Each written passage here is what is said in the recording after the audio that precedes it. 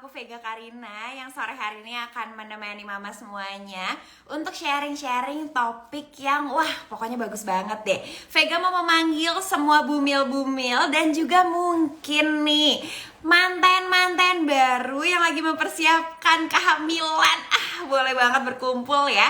Jadi boleh langsung di share live-nya supaya makin ramai yang nonton dan kita bisa ngobrol-ngobrol yang seru nih dengan narasumber ahli kita hari ini. Karena pastinya Vega hari ini gak sendiri, karena akan langsung ditemani oleh narasumber ahli yang akan membahas topik seputar periksa sekarang untuk siapkan buah hati datang. Maksudnya apa sih? Coba aku mau nanya nih para mama semuanya yang ada di sini. Ma, coba siapa yang lagi promil atau baru nikah terus pengen segera punya si kecil nih, boleh komen-komen di sini biar kita lihat ini apa nih urgensinya topik ini. Ya tapi pasti ya kalau menurut Vega sih banyak banget yang menanti kelahiran si kecil. Dan kita sebetulnya penting loh untuk melakukan pemeriksaan-periksaan agar tidak terjadi hal yang tidak diinginkan kemudian. Nah makanya hari ini kita bakal ngobrol-ngobrol langsung sama ahlinya, yaitu dengan Dr. Joni J.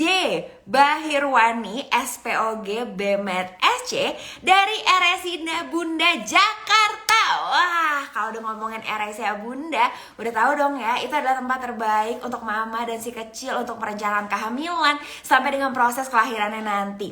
Dan juga kita akan bersama dengan Mbak Vidya Ningrum Anandita dari Diagnos yang akan ngebahas tentang periksa sekarang untuk siapkan buah hati datang.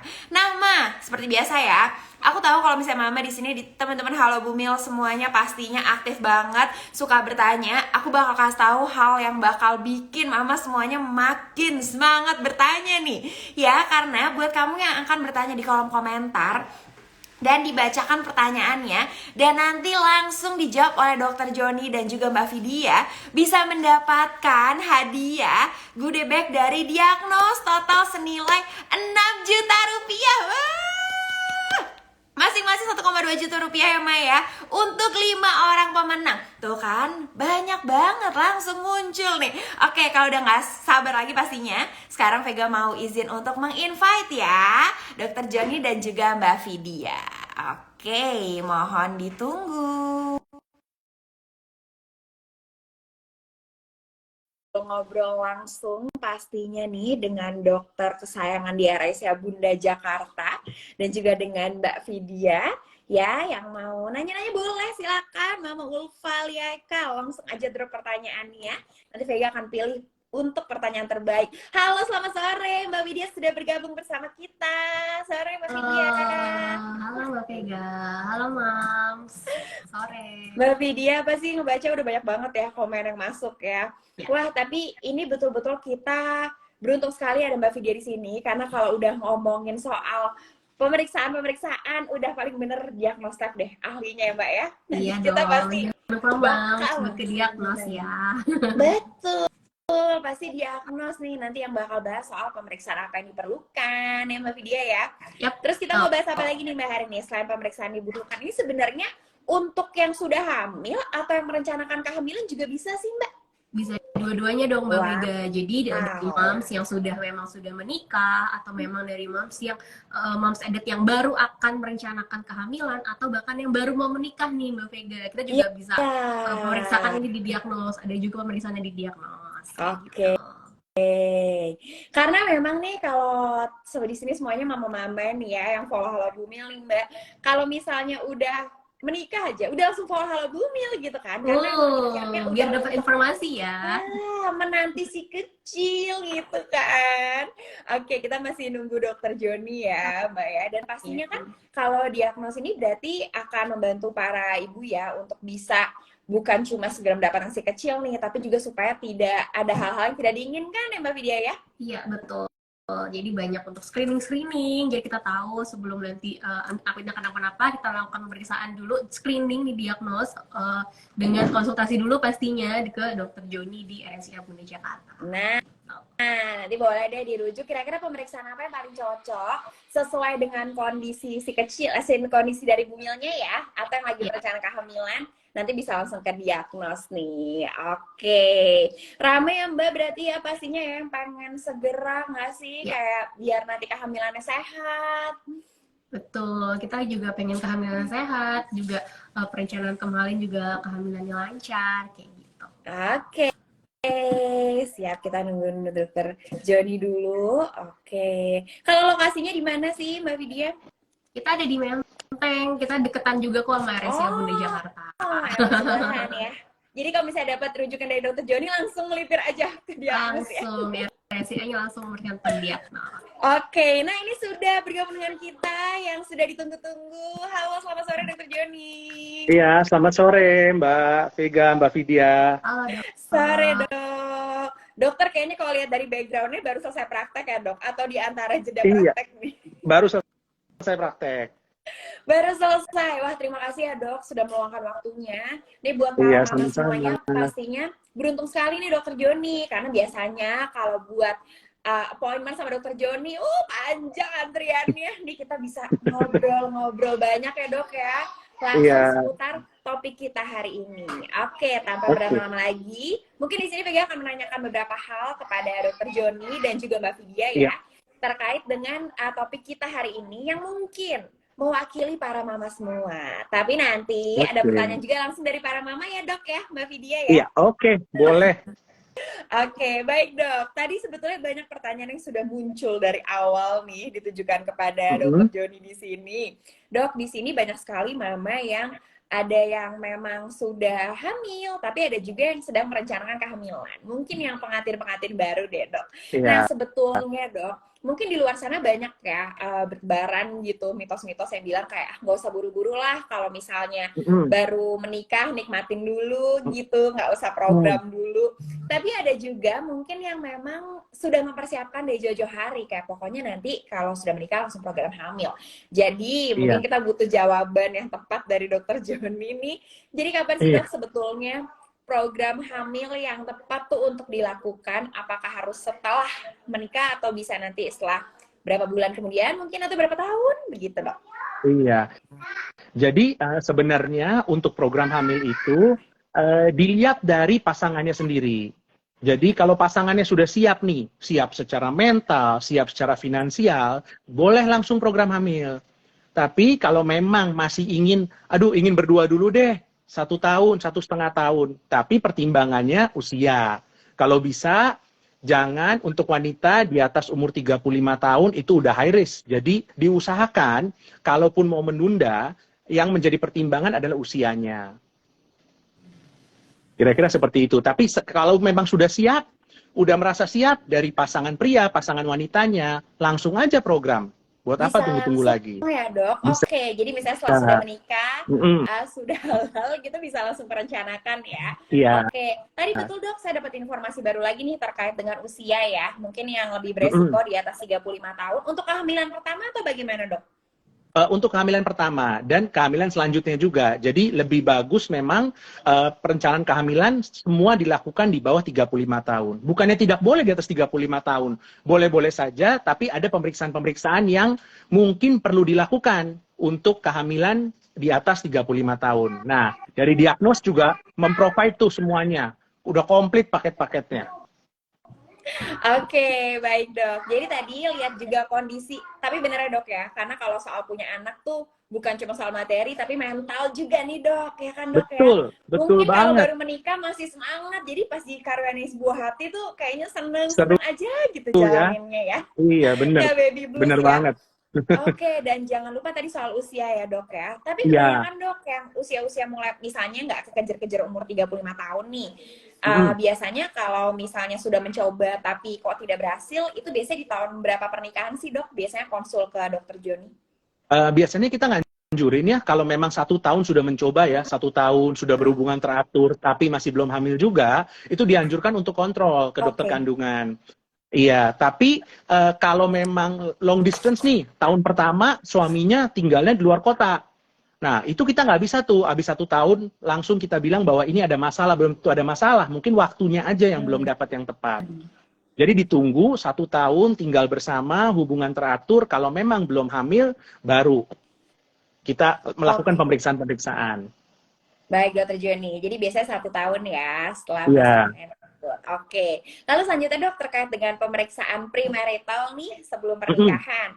Mulai banyak nggak sih dok yang melakukan itu? Kalau dulu kan lebih ya pasrah aja deh, lihat nanti Iya. gitu. Ini mulai banyak yang melakukan pemeriksaan ini dok, dan seberapa penting sih sebenarnya tuh urgensinya untuk dilakukan?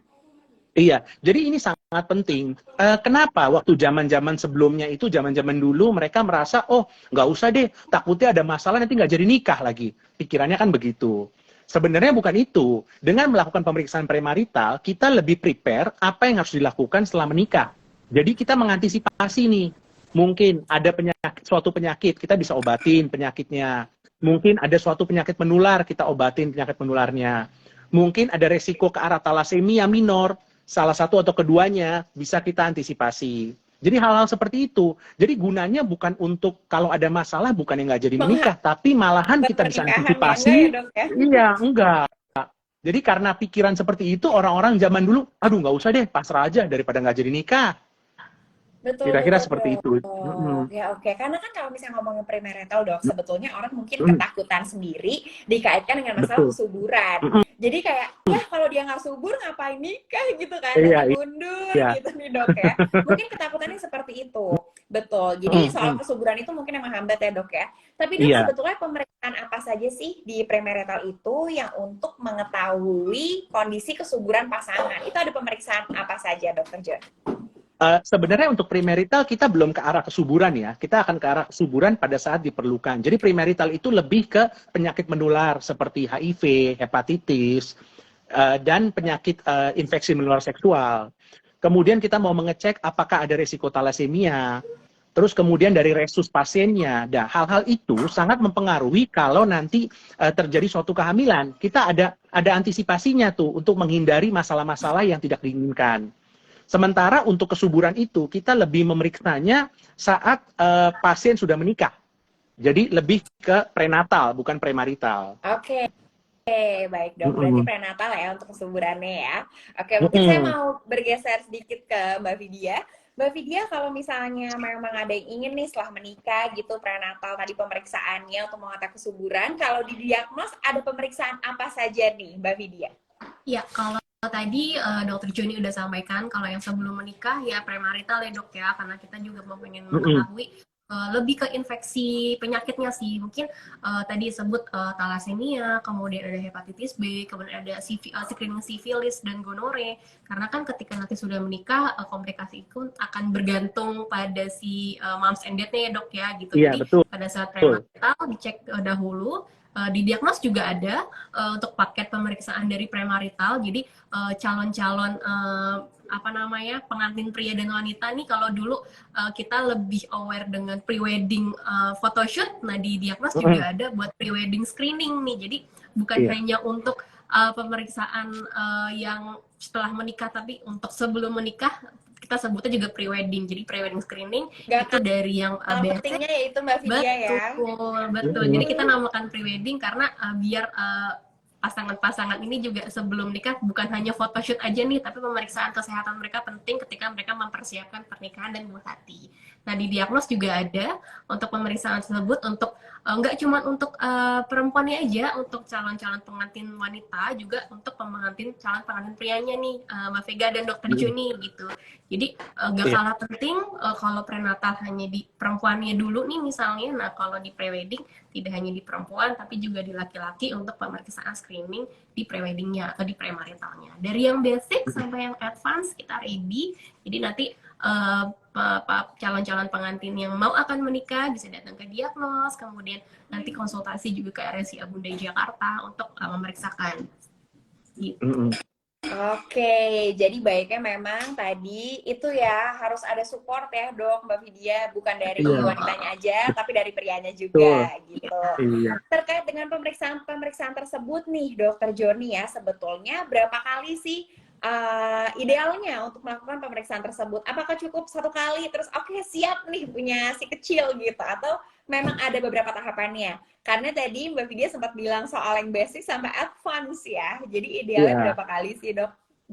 Iya, jadi untuk premarital sebenarnya satu kali dilakukan pemeriksaan ya. Kalau bisa pemeriksaan yang lengkap, kita mencari tahu ada masalah apa, kita obati setelah itu kalau ada masalah. Kalau tidak ada masalah, satu kali sudah cukup. Kalau ada masalah, setelah kita lakukan pengobatan, pemeriksaannya dapat diulang kembali, pemeriksaan jenis tertentu tersebut. Untuk premarital, untuk prenatal itu premarital. Untuk prenatal biasanya kita lakukan pemeriksaan awal sebelum program itu hanya 1 kali dan nanti kita perbaiki tuh kalau ada kekurangan, mungkin HB-nya rendah atau ada masalah lain, kita perbaiki dulu, kita ulang lagi, baru kita rencanakan untuk kehamilan. Oke, baik. Berarti ada bedanya Dokter Joni ya. Tadi lagi-lagi tapi Ya. persamaan keduanya, premarital dan prenatal, memang akan coba dilihat 1 kali dulu untuk mengetahui masalah intinya ya dok ya. Iya, Baru betul. bisa diketahui selanjutnya. Berarti dok, selama nanti proses misalnya program gitu akan tetap dilakukan pemeriksaan tersebut ya? Betul, akan dilakukan pemeriksaan tersebut. Nanti setelah hamil juga trimester 1, trimester 2, trimester 3, itu ada pemeriksaan-pemeriksaan yang harus dilakukan untuk memonitor keadaan ibunya dan nanti kan berhubungan dengan keadaan janinnya. Kalau ibunya sehat, bagus semua hasilnya, kemungkinan janinnya pun akan oke.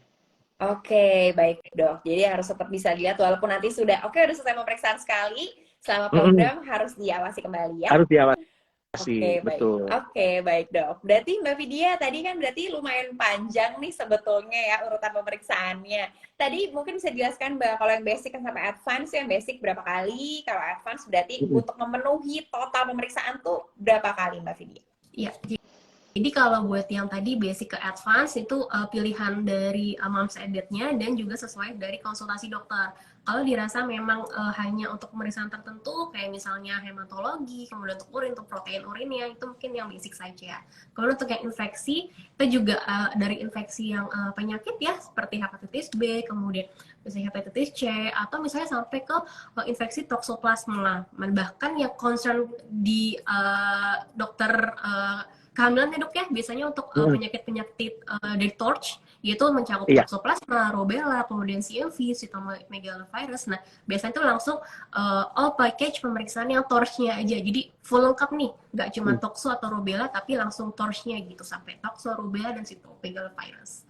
Gitu. Bahkan ada concern ya dok ya, biasanya sampai dilihat ke pemeriksaan hepatitis C dan HSV ya dok ya, herpes simplex. Betul. Iya. Jadi kita balik lagi ke konsultasi dokter, betul Mbak Vega. Jadi kita memfasilitasi moms, juga memfasilitasi dads, dan juga kita melihat nih konsultasi ke dokter, concern dokternya apa. Jadi kita memenuhi ketiganya nih, gitu Mbak Vega. Oke, berarti baik lagi Mbak Vidya tergantung dengan hasil pemeriksaan terlebih dahulu dengan dokter kandungannya ya. Misalnya dengan dokter Joni, tadi lihat ada masalah apa, kalau ada menuju gitu tadi sampai ke TORCH juga, berarti pemeriksaannya sampai ke arah sana. Seperti itu ya. Oke. Jadi dok, berarti memang penting ya dokter Joni ya pemeriksaan ini ya. Apakah kalau tidak dilakukan tuh bisa terjadi komplikasi tidak sih dok? Iya, kalau pemeriksaan ini tidak dilakukan, kita jadi tidak aware. Sebagai dokternya tidak aware. Contohnya seperti perbedaan resus. Perbedaan resus itu untuk suami istri pada saat melahirkan, apabila kita tidak aware, kita tidak tahu, kita tidak memberikan terapi yang bisa menolong. Jadi mungkin kalau kita tidak memberikan terapi, anak keduanya nanti saat bersalin bisa ada komplikasi sampai meninggal. Jadi hal-hal kecil seperti itu, sayang kayaknya kan, kalau kita nggak melakukan pemeriksaan, konsekuensinya panjang gitu. Betul-betul dok. Wah, konsekuensinya panjang sekali ya dok. Bisa sampai nanti kehamilan selanjutnya berarti ya? Iya, betul. Makanya, jadi yang penting itu pemeriksaan-pemeriksaan yang sudah di arrange oleh tim diagnos itu sudah ada paket-paket lengkapnya. Jadi kita sebagai dokter melihat faktor resiko dan kita menawarkan yang sesuai. Jadi udah memang setiap pasien itu berbeda-beda. Ada pasien yang memang harus memeriksa paket yang ini. Ada pasien yang lebih cocok paket yang ini. Jadi kita bisa menilai saat kita bertemu dengan para ayah bunda yang sudah menikah atau yang belum menikah. Baik dok, jadi tidak mesti selalu langsung ambil paket yang paling lengkap gitu, karena kan bisa dari kondisinya ya. Betul. Dari konsultasinya. Bisa jadi dengan yang paling basic pun ternyata bisa terjawab permasalahannya ya dok ya. Iya, betul sekali.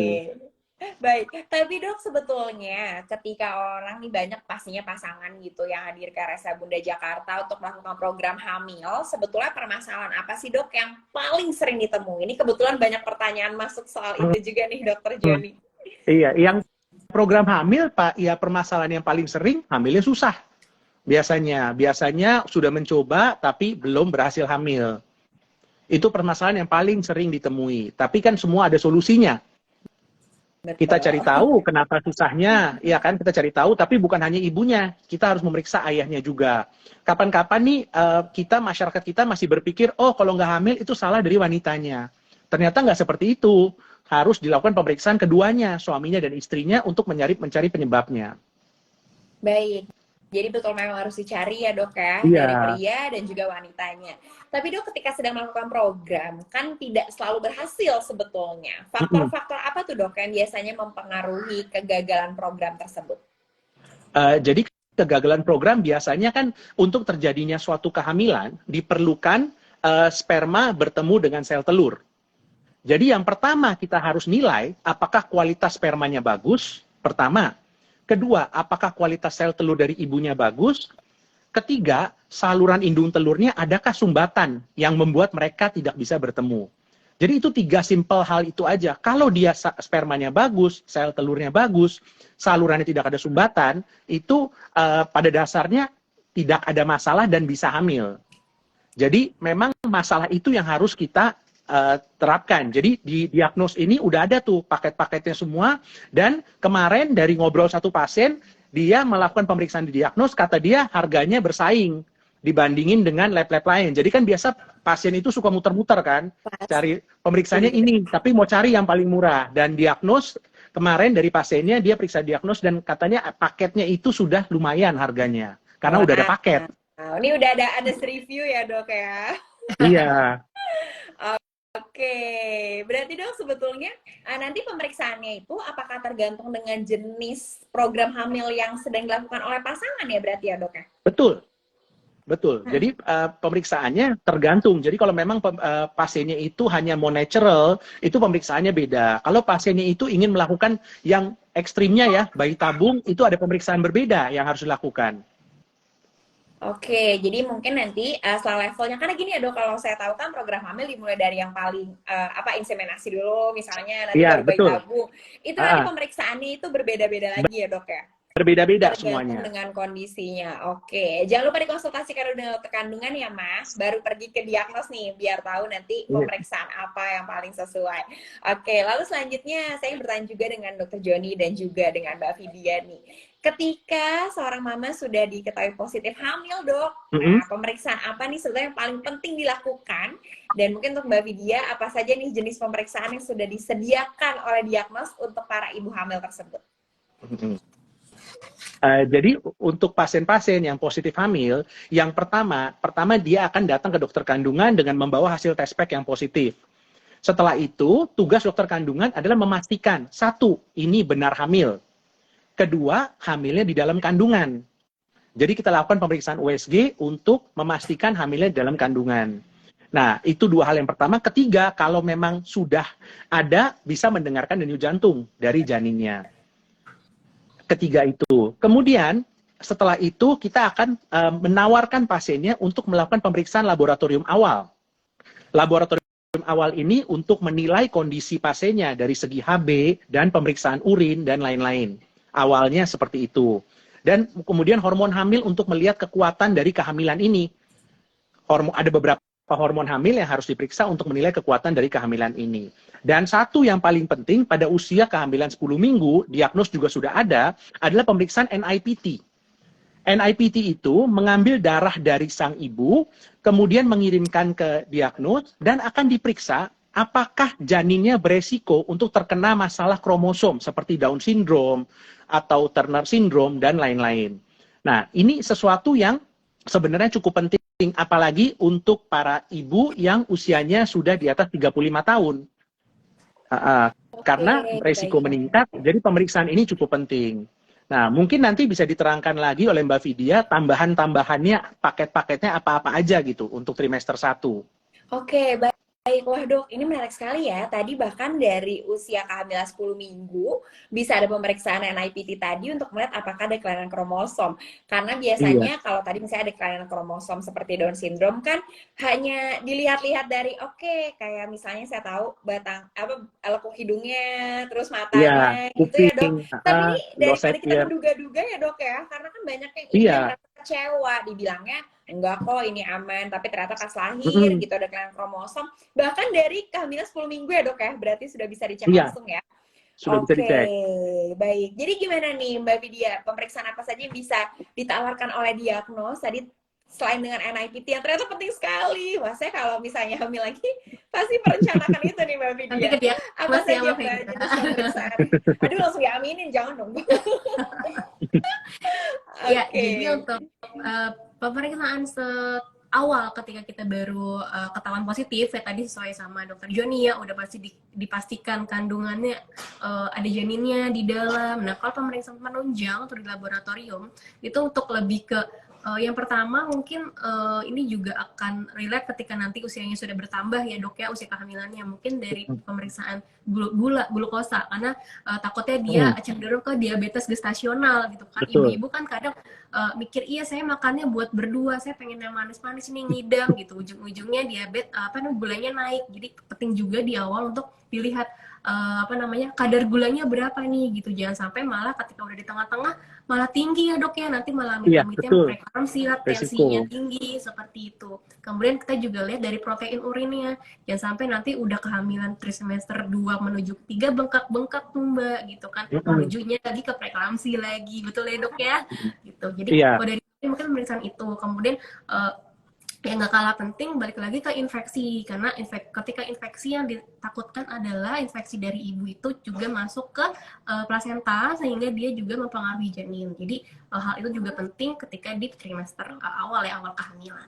Kemudian tadi dokter Joni sempat singgung nih dok, NIPT, kalau di diagnos kami sebutnya DNA Hope. Jadi betul untuk pemeriksaan DNA Hope atau NIPT ini itu untuk mengetahui apakah janin tersebut di 10 minggu, minimal di 10 minggu kehamilan dia sudah bisa terdeteksi apakah dia terdeteksi sindrom Down, Turner atau dari Edward syndrome gitu. Mungkin kalau dari USG biasa hanya dilihat dari neural tube ya dok ya, ukurannya kalau di atas 2 cm itu mungkin agak agak dicurigai sehingga harus invasif ya dok ya, harus pengambilan korionik tuh, korionik sedikit lebih beresiko karena pengambilan cairan ketuban otomatis nanti yang ditakutkan kontaminasi pada janin dan ibunya karena kan dia menusuk ya, mengambil dari cairan ketuban. Nah, kalau NIPT ini hanya mengambil dari sampel ibunya, sampel darah, jadi itu lebih aman bagi ibu maupun janin gitu. Jadi pengambilannya simpel, sama seperti pengambilan darah untuk pemeriksaan lab biasa gitu, hanya mengambil dari 13 mili darahnya saja gitu. Cuma emang agak banyak ya mbak gitu, cuman tetap lebih safe, lebih aman karena hanya pengambilan darah. Kemudian bisa mengetahui dari kelainan sindromnya gitu kan, yang ditakutkan mungkin pada saat nanti lahir kita sudah menyiapkan sisi psikologi kita ya, mental ibu, mental ayahnya juga gitu. Jadi itu yang kami antisipasi sebenarnya seperti itu. Kemudian dari selain untuk mengetahui sindrom trisomi tadi, sindrom Down, Edward, dan Turner, juga kita bisa lihat tuh Mbak Vega dan Dokter Joni, kita bisa lihat juga gender sebenarnya. Jadi walaupun dengan USG biasanya bisa lebih cepat itu koreksi mungkin sekitar 4 bulan ya dok ya, gitu 4 bulan. Nah di sini di 10 minggu kita juga sudah bisa melihat dari gender. Kan ya untuk ibu-ibu yang penasaran bisa langsung tahu ya Mbak Vidya ya. Biasanya mereka penasaran kan. Iya dong, kan ada yang baru kelihatan 6 bulan gitu, 7 bulan tuh kayaknya pengen seminggu sekali gitu periksa ke dokter kan, biar kelihatan ya. Penasaran ini dari 4 bulan ya. Iya, ini dari 10 minggu. 10 minggu kita bisa lihat untuk gender reveal-nya gitu. Biasanya untuk ibu-ibu yang pengen baby party ya gitu, jadi ketahuan dari gender reveal ya. Langsung. Nah itu dari sisi klinisnya tadi sindrom Down sampai ke microdeletion juga bisa dilihat dari Nah ini lengkap sekali ya berarti untuk Mbak Vidya dan juga Dokter Joni, karena mungkin memang ada pemeriksaan lab yang reguler ya dok ya, yang disediakan oleh rumah sakit itu biasanya di awal kehamilan sampai semester 3. Cuman kayaknya masih membuat para ibu overthinking gitu dok ya Mbak Vidya ya, kayak kok hasilnya cuman bagus gitu, baik nih, baik apanya nih gitu. Jadi daripada kebingungan tadi banyak overthinkingnya, mendingan melakukan pemeriksaan yang lebih lanjut lagi ya berarti ya. Dok, Iya, langsung betul. ke Mm-mm. diagnos ini. Oke, itu kan langsung pada bilang, oh ternyata sepenting itu ya pemeriksaan yang lebih lanjutnya. Baik. Lalu dok, kalau misalnya untuk tipsnya nih mungkin nih saya mau nanya ke dokter Joni terlebih dahulu. Yang sebaiknya Mm-mm. dilakukan pasangan sebelum dok, sebelum melakukan pernikahan deh. Atau misalnya baru sekali melakukan pernikahan terkait dengan ingin segera punya buah hati, apa nih dok yang bisa dilakukan? Jadi tipsnya sebenarnya gaya hidup sehat ya yang utama. Jadi dianjurkan biasanya nih kalau kalau mau nikah kan pada diet ketat, pada jaga dan berat badan pasti ideal kan. Nah, bagusnya setelah itu langsung program. Karena apa? Karena berat badan lagi Lagi ideal, gaya hidupnya fit ya udah dok? cenderung sehat, lagi fit, olahraga lagi teratur. Tapi kalau udah Iya, nikah pada udah satu nge-gym dua tuh tahun biasanya berat dok badan udah bel-belin naik. ya. Iya, makanya pada ke gym dan lain-lain. Jadi memang dengan gaya hidup sehat sebelum menikah, setelah menikah kalau langsung program itu akan lebih optimal. Karena dengan berat badan yang terlalu meningkat, untuk hamil pun pasti komplikasinya melebihi daripada yang berat badannya normal. Betul, Jadi apalagi itu aja kan sih gaya udah hidup sehat. serumah ya dok ya, ada temen jajan bareng, Iya, dimasakin makanya terus. kan udah kan udah selesai, udah nggak Bener. perlu diet-diet lagi kan, langsung deh. Jadi mending langsung aja ya dok ya. Oke, Iya, langsung langsung program program. biar maksimal. Oke, baik. Kalau Mm-mm. gitu Mbak Vidya tadi buat yang mau langsung program nih, mungkin makin penasaran dengan layanan-layanan yang tadi dilakukan oleh diagnos yang sudah diberikan. Ya, tadi jadi kalau untuk layanannya sendiri ya secara general ada apa saja sih Mbak di diagnos itu? Iya, jadi mungkin walaupun dari tadi kita bahasnya ke rumah sakit konsultasi dokter itu memang perlu ya, Mbak Vega Pasti dan ya. Dr. Joni, Mam Endet. Nah mungkin nanti layanan dari diagnos, jadi mau premarital atau mau prenatal atau layanan yang lain nih sekalian promo nih. Nah jadi misalnya kita mau periksa ke diagnos, tapi kita mungkin waktunya sulit, harus ke lab nih, misalnya setelah konsultasi dokter harus ke laboratorium. Tapi misalnya buru-buru, nah kita bisa setelah dari konsul dokter tinggal telepon ke customer service gitu kan untuk dijadwalkan home care. Jadi nanti ada tenaga medis kami yang akan datang ke rumah mams Oh, untuk bisa home pengambilan service juga ya, sampel. Mbak? Betul, betul. Jadi Mm-mm. nanti Wow, ini tinggal nih yang penting. diinfokan saja pemeriksaannya apa, untuk kapan, misalnya untuk besok jam 12 siang, alamatnya di sini, itu bisa nanti dari tenaga kami datang ke rumah mams untuk pengambilan sampel. Gitu tuh kemudahannya Oke. diagnos, lihat Nah, ke mams ya gitu, apalagi Jakarta kan padat, macet gitu kan, kita layani juga untuk home care, datang ke rumah. wow. Jadi nggak ada alasan lagi untuk aduh jauh gitu Iya, ya, Mbak. Tapi lingkup betul. areanya sampai mana aja, Mbak Vidya? Dari diagnos kami kan Jabodetabek kita ready ya, walaupun selain itu juga di luar Jawa juga ada. Ya, Jadi nanti untuk areanya bisa call ke customer service, nanti akan datang diagnos, pasti menyesuaikan dari tenaga kami dari cabang kami yang terdekat dari rumah oke. mamsnya sih, Mbak Vega. Baik. Untuk proses pemesanannya melalui call tadi untuk customer service-nya saja Ya, atau ada melalui apa lagi nih, Mbak bisa ke Vidya? call Mungkin yang mudah ya. center, diagnos ke CS, kemudian bisa juga ke WhatsApp itu di 1500358, atau misalnya di WhatsApp nih kalau lebih nyaman memakai Iya. WhatsApp gitu ya, booking via WhatsApp biasa itu bisa di 0855 1500358. Wah, oke. Oke, Kontaknya ada di bio tuh, aku udah cek ya. ya. Boleh langsung lihat dan Jadi bisa WhatsApp ya, Mak. iya. Jadi Mbak, ini yang ditunggu-tunggu ya sebetulnya ya. Ada promo apa sih buat mama-mama Halo Bumil ini dari Iya, Diagnos? iya, kita mungkin dari moms yang mau program hamil atau mau melakukan premarital tadi buat calon-calon pengantin, kita ada diskon 20%. Jadi mau lewat diagnos, mau lewat RSIA Bunda Jakarta.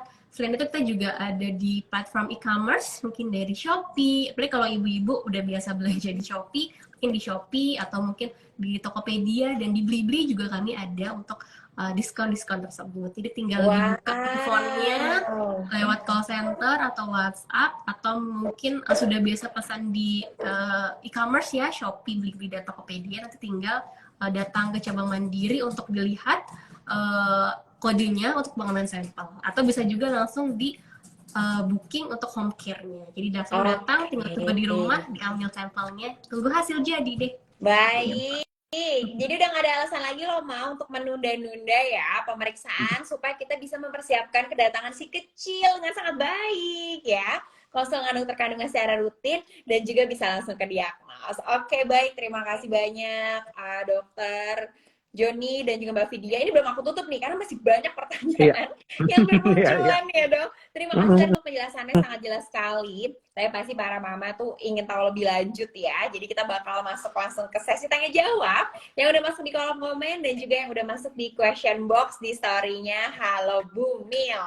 Nah, pertanyaan pertama ya dok, mungkin izin bertanya dulu kepada dokter Joni.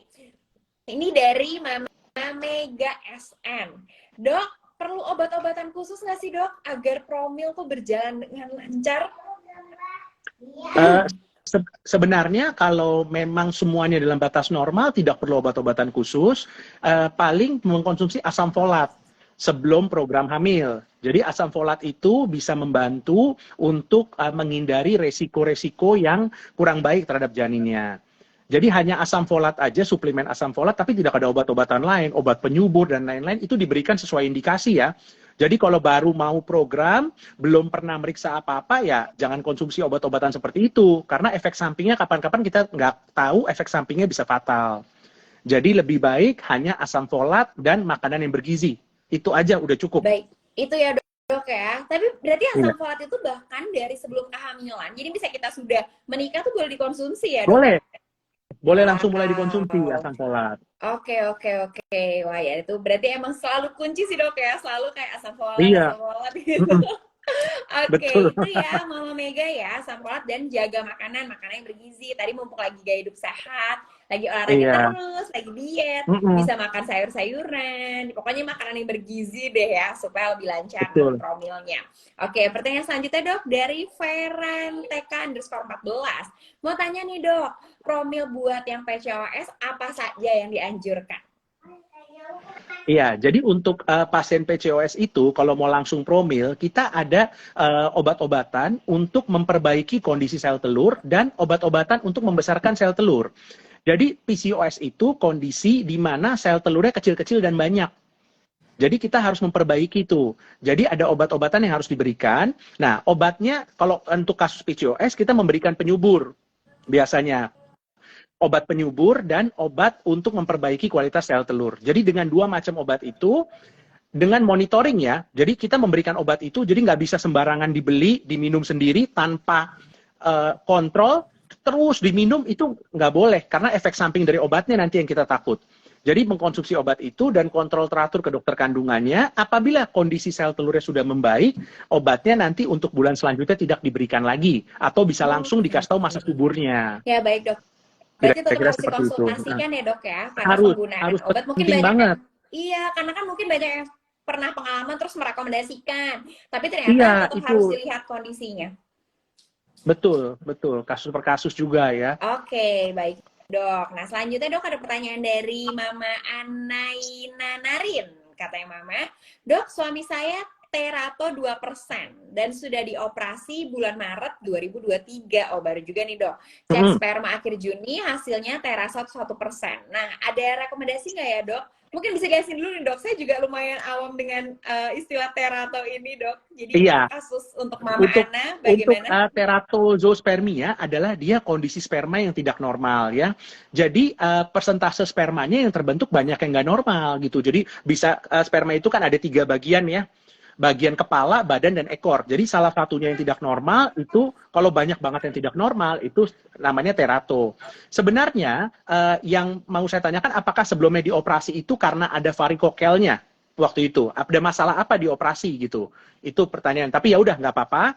Kita lanjut aja. Jadi untuk memperbaiki terato, yang paling penting itu biasanya mengurangi merokok atau stop merokok. Itu merokok itu yang berimbas sangat buruk pada kualitas sel sperma. Terus biasanya penyakit-penyakit seperti diabetes dan darah tinggi dan lain-lain. Kemudian yang sering juga itu disebabkan karena udara panas. Jadi mungkin suaminya memang bekerja di suatu environment yang cukup panas. Atau duduk terus seharian pagi sampai sore. Nah, jadi caranya adalah untuk menghindari hal-hal itu. Dan yang paling penting kita obat-obatan ada ya nanti untuk memperbaiki kualitas sperma. Tapi yang pertama, tidur harus cukup, minimal 7 jam. Terus konsumsi makanan sehat, yaitu makanan dengan serat tinggi, sayuran, dan antioksidan. Terus boleh vitamin E itu untuk bantuan. Ya, terus jangan mandi air panas dan jangan pakai celana ketat. Jadi hal-hal itu coba dipenuhi. Setelah melakukan hal itu, setelah 2 minggu kemudian, lakukan pemeriksaan sperma kembali. Kalau masih belum ada perbaikan, baru kita mulai dengan obat-obatan. Oke, baik dok. Wah, nih ilmu baru lagi ya, Ma. Tadi mungkin tips buat yang mengalami masalah yang sama dengan Mama Ana tadi, terutama tuh suaminya. Tadi dok, kalau dari 2% jadi 1% berarti sudah membaik atau bagaimana dok? Nah, maksudnya 1%-nya yang rusak 1%, apa sisa yang normalnya 1%, saya kurang jelas tuh. Betul sih, hanya bilangnya hasilnya aja ya dok ya. Tapi ada tips-tips tadi yang sangat bagus sekali nih, Ma ya. Berarti ini untuk papanya kan ya dok ya? Iya, betul. Tidur cukup, makan papanya. sehat, vitamin E. Wah, baru tahu. Itu, jadi memang itu lumayan loh. Kecil, perjuangannya berdua ya dok ya? Iya, betul. Ada pasien saya nih, dia perokok berat. Dia perokok berat, terus dia mau program. Dia mau program sehari itu 1,5 sampai 2 bungkus. Dia nggak ngapa-ngapain nih, dia cuma stop rokok selama 1 bulan ke depan. Istrinya hamil, terus bulan depannya dia lanjut lagi rokok. Tapi dia selama dia stop 1-2 minggu itu, kualitas spermanya langsung optimal. Baik, baik dok. Sangat berpengaruh ya dok ya? Sangat berpengaruh. Oke, tuh berarti mungkin ada yang harus dikorbankan nih Pak. Tapi dikurangin loh Pak, tuh nanti kalau punya anak kalau dikurangin lah ya. Dok, Gak bisa, gak bisa langsung stop kan, kapan-kapan dikurangin lah. Iya, betul. Terima kasih dok untuk tipsnya. Lalu nih ada dari Mama Yuni Nur Megawati. Dok, saya pernah hamil sebelumnya, tapi belum rezeki, jadi keguguran ya dok ya. Sekarang lagi promil. Nah, apakah perlu cek sperma yang kedua atau ya sudah dok, tinggal lanjutkan aja nih promilnya? Karena kan sebelumnya sudah pernah hamil, hanya keguguran. Iya. Kalau seperti itu bisa dilanjutkan dulu program hamil aja. Dan biasanya keguguran itu paling sering karena kelainan kromosom dan hal itu nggak berulang. Jadi kalau memang baru kejadiannya 1 kali, biasanya tidak perlu ada pemeriksaan macam-macam dulu, bisa program lagi. Tapi apabila sudah hasilnya positif, langsung konsultasikan ke dokter kandungan terdekat untuk dinilai dan diberikan obat-obat atau tips-tips agar tidak terjadi kembali kegugurannya. Jadi boleh langsung, tidak perlu pemeriksaan-pemeriksaan ulang kembali. Oke, jadi bisa langsung lanjutkan saja ya dok ya, setelah guguran bisa, itu bisa langsung lanjutkan. aja. Dan semoga rezeki ya Ma kali ini ya, amin. Oke, selanjutnya dokter, pertanyaan dari Mama Rabiatul Al-Adawiyah. Bayi saya IUFD 1 bulan lalu karena lilitan tali pusat. Kapan saya bisa promil lagi ya dok? Dan apa saja tahapan tes kesehatan yang harus dilakukan ketika saya sudah memutuskan nih mau promil kembali? Jadi kalau IUFD karena lilitan itu suatu kebetulan ya, jadi bukan kesalahan dari ibunya, bukan kesalahan dari gizi, bukan kesalahan dari ada kesalahan di darahnya atau apa. Jadi memang suatu kebetulan. Yang kapan promil lagi itu tidak ada waktu yang tepat, yang penting kesiapan dari ibu dan ayahnya. Kapan-kapan hal seperti ini kan bisa traumatis, memerlukan waktu untuk rileks dulu, untuk healing dulu, baru mungkin habis 6 bulan setelah keduanya sudah siap, baru program kembali. Tapi tidak ada hal-hal yang perlu diberikan ekstra atau apapun, karena ini merupakan suatu kebetulan. Oke, baik dok. Bukan karena tadi ada masalah kesehatan dengan sang ibu, tidak ya dok ya? Enggak, memang karena kebetulan tidak ada hubungan. Tadi ya. Oke, baik dok. Jadi yuk semangat lagi mah, bisa kok ya. Cuma tadi kata dokter yuk healing dulu, mungkin healing dulu, mengobati kehilangannya ya dok ya. Iya betul. Jadi udah nggak kepikiran. Betul, biar nggak ada tekanan. Harus juga dok ya tadi ya, kalau lagi pikiran, lagi capek, stres tuh kalau lagi stres juga ya. Betul. Kalau lagi stres itu hamil nggak bagus untuk bayinya. Lebih mending capek fisik daripada capek stres. Oh gitu ya. Stres itu sangat-sangat tidak baik untuk pertumbuhan janin. Iya. Oke. Masih walaupun nggak boleh capek fisik juga, cuma ternyata kalau capek stres, capek pikiran lebih sulit lagi ya. Lebih bahaya, daripada capek fisik. Oke, baik dok, terima kasih. Berarti masih nyambung pertanyaan ini dok dengan Mama Fatmawati Nenden. Katanya tadi sebenarnya sudah melakukan banyak hal seperti makan sehat, minum asam folat, dan lain-lain. Kira-kira membuat dia sampai sekarang masih sulit hamil? Tadi mungkin ada stres pikiran nih dok, apalagi nih dok faktor-faktornya? Sebenarnya kalau udah 1 tahun, udah rutin berhubungan, tapi memang belum hamil juga, mungkin harus dilakukan pemeriksaan. Pemeriksaan yang simple dulu aja. Mungkin pemeriksaan sperma dari suami, atau pemeriksaan sel telur dari ibu, dan yang terakhir pemeriksaan HSG namanya, HSG. untuk melihat adakah sumbatan. Baik, Ada, oke. adakah sumbatan. Jadi itu aja yang simple itu, 3 hal itu. Kalau 3 hal itu sudah diperiksa, biasanya suka ketahuan tuh masalahnya di mana. Nah, masalahnya bisa dibereskan saat itu juga. Kalau sudah 1 tahun. Tapi kalau belum 1 tahun, udah jangan jadi beban gitu. Enjoy aja, Dicoba jalankan terus saja. ya. Jangan ada pressure bahwa ini harus bulan ini, nggak seperti itu. Jadi dijalankan aja. Pokoknya batasnya 1 tahun.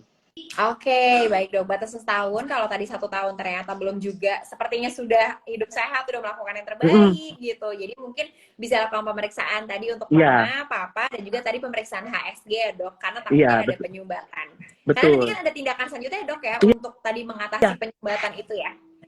betul, ada tindakan untuk penyumbatan. Kalau kualitas sperma kita bisa perbaiki, terus kalau sel telur juga bisa kita perbaiki. Jadi masalah dimanapun kita pasti punya solusinya. Baik-baik. Wah, dok luar biasa sekali nih ya. Sepertinya setelah mendengarkan live ini, harusnya para mama yang sedang mencoba promil atau misalnya sedang merencanakan kehamilan bisa lebih semangat dan optimis lagi ya, Ma. Karena mungkin permasalahan-permasalahan yang dihadapi, yang ditakutkan, itu bisa teratasi dengan melakukan pemeriksaan lebih dini ya, Dokter Joni, Mbak Betul, Vidya ya. betul. Iya, karena apapun masalahnya insya Allah bisa diatasi sesuai dengan Iya, apa yang memang sedang dihadapi. Oke, kalau begitu ini menarik sekali pembahasan kita soal periksa sekarang untuk siapkan buah hati datang. Masih banyak pertanyaan sebetulnya dok, Mbak Vidya, tapi sayangnya waktunya kita nggak berasa loh, sudah 1 jam ngobrol-ngobrol seru dari tadi.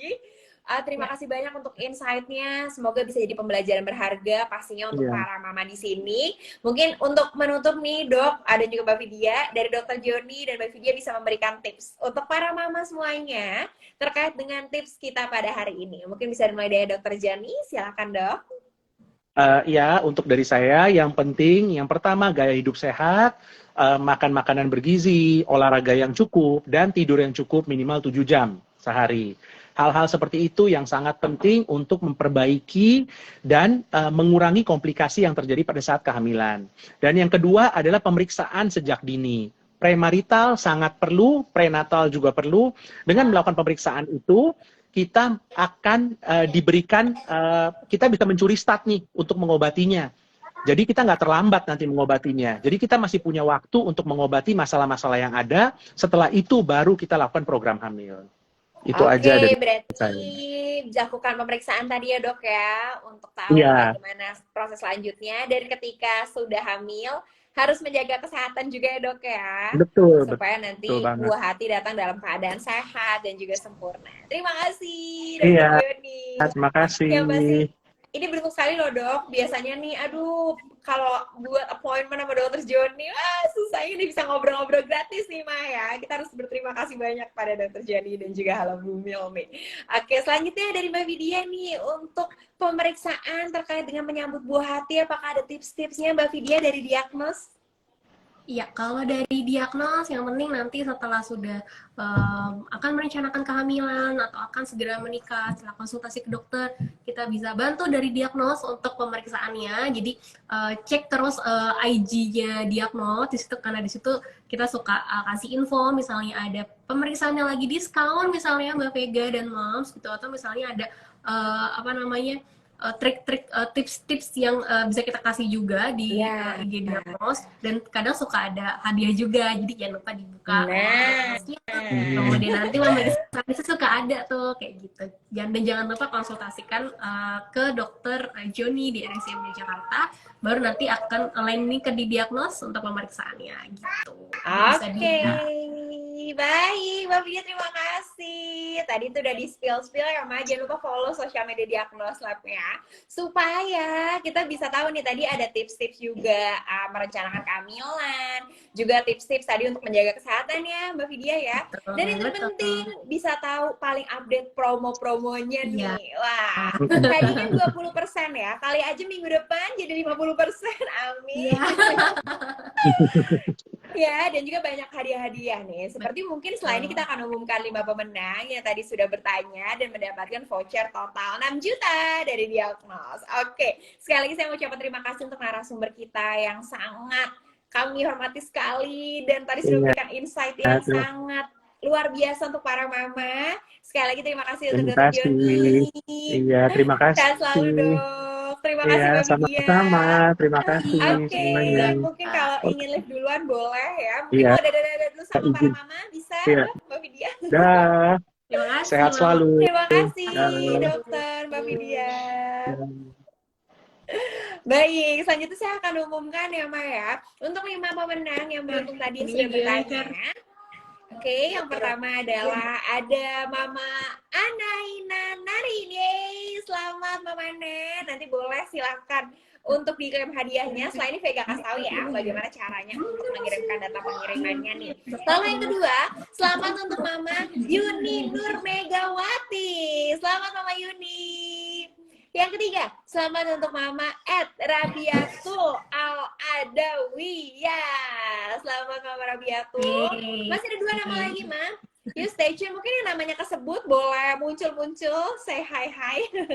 Ini Mama baru bergabung nih.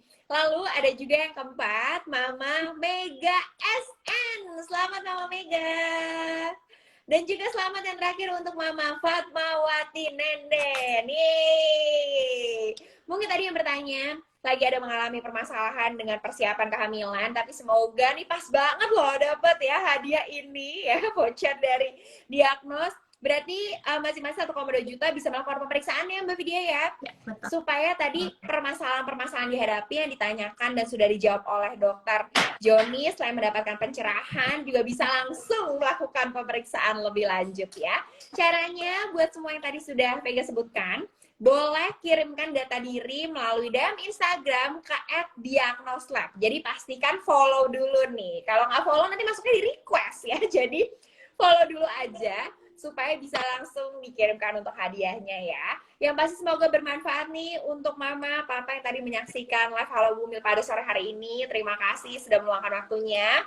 Kami harap bermanfaat dan semoga permasalahan yang dihadapi terkait penyambutan si kecil bisa segera teratasi dengan adanya tadi saran-saran dari Dokter Joni dan juga bisa langsung cus aja ya Mbak ya ke Diagnos ya. Betul. Gitu, supaya aduh seneng loh kalau misalnya si kecil juga sehat, kita juga merencanakan kehamilannya dengan happy gitu, pasti lebih happy lagi. Jadi saya Vega Karina dan juga Mbak Vidya dari Diagnos pamit undur diri ya Maya. Jangan lupa juga nih untuk download aplikasi Halo Bumil ya Mbak Vidya ya. Karena tadi juga follow juga Diagnos karena banyak informasi, tips-tipsnya juga dan juga promo-promo dan bagi-bagi hadiah. Jadi jangan lupa, dan untuk aplikasi Halo Bumil sendiri, gunakan terus sebagai teman setia menjaga kesehatan mama dan juga si kecil, mulai dari kehamilan sampai nanti si kecil sudah lahir nih. Terima kasih untuk yang sudah stay tune dari tadi. Terima kasih banyak juga Mbak Vidya. Sampai ketemu lagi ya Mbak, semoga di live-live berikutnya. Atau bikin event bareng, boleh nih Mbak, seru nih. Boleh, terima kasih juga Mbak Vega. Oke, terima kasih Mbak Vidya. Sampai ketemu lagi ya Mbak di Instagram live dari Halo Bumil berikutnya. Selamat sore dan sehat selalu. Bye. Oke, bye.